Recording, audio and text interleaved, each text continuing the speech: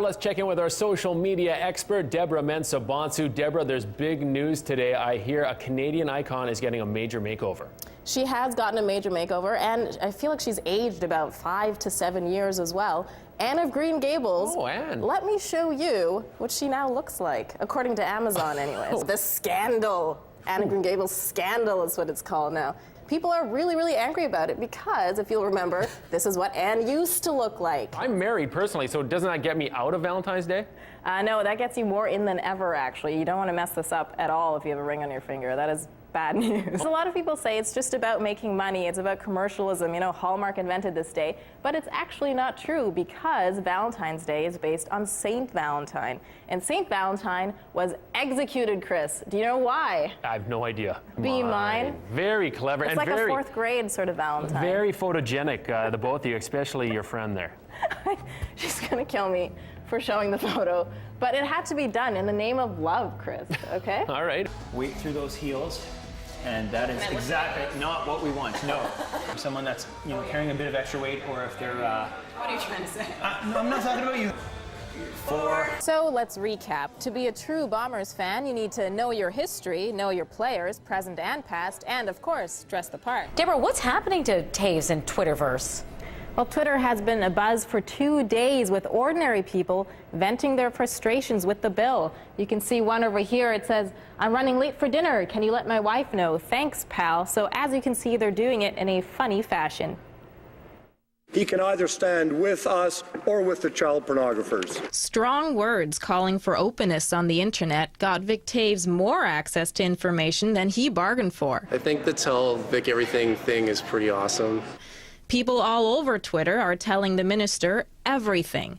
What they had for breakfast, where it ended up, the monotonous and mundane. I think it's a really funny way to deal with a really serious problem because this legislation is really scary. It's called Bill C-30, designed to allow police access to internet users' private information without a warrant.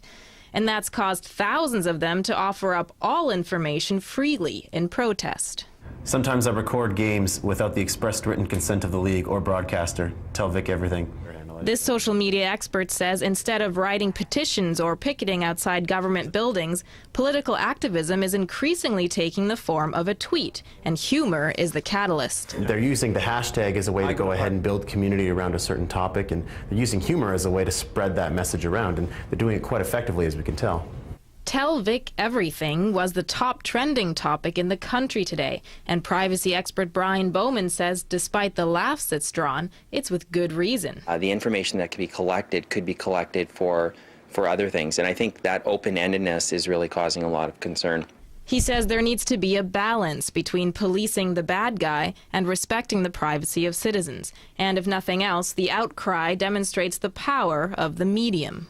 And I think if anybody needed a wake-up call in terms of the power of Twitter, this story certainly can demonstrate that.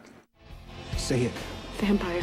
First, an ordinary girl discovered an extraordinary secret, and an unlikely love was born. It's like a huge hole has been punched through my chest. Then that love was taken away, and it was tested. I'm here to warn you. Just leave. Now. Now, Bella and Edward are finally ready to tie the knot. I, Edward Cullen, take you, Bella Swan.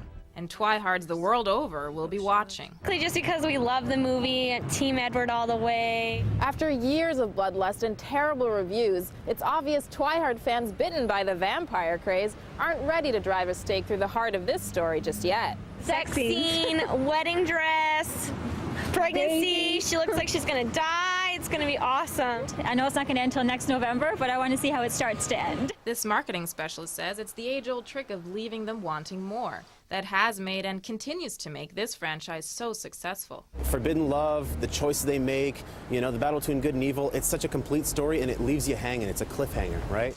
But in the end, it's also about knowing your demographic. For Twihards, that means a bad boy with a good heart and great hair. Team Edward! He doesn't only sparkle because of his personality, also because his body, right? It sparkles. Oh, God. Edward and the rest of the Twilight team are now appearing on silver screens across the city. Deborah Mensah-Bonsu, CTV News, Winnipeg. How would you rate yourself on a scale of 1 to 10? Myself? 7, I guess. An 8? If you don't look like the sexiest man alive, dating can be a tough scene. It's a pretty hostile environment. But don't worry, there's still a way for the average guy to get in the game without the cheesy pickup lines. Did it hurt when you fell from heaven? That's a good one. A study in the magazine Psychological Science has found that men who aren't 10s will fare better just by believing they're better looking than they are. I'm sexy and I know it. In short, it's about confidence, even if it's false. Fake it to make it. You gotta fake it to make it. We all do, right? Love expert Miss Lonely Hearts agrees. If you have a guy who's medium good looking and he has confidence and a sparkle in his eye and seems intelligent, I think that confidence factor is big. That may be the theory, but this bartender watches the experiment unfold every night. What I've seen lately is more dominant. Are you gonna buy me a drink?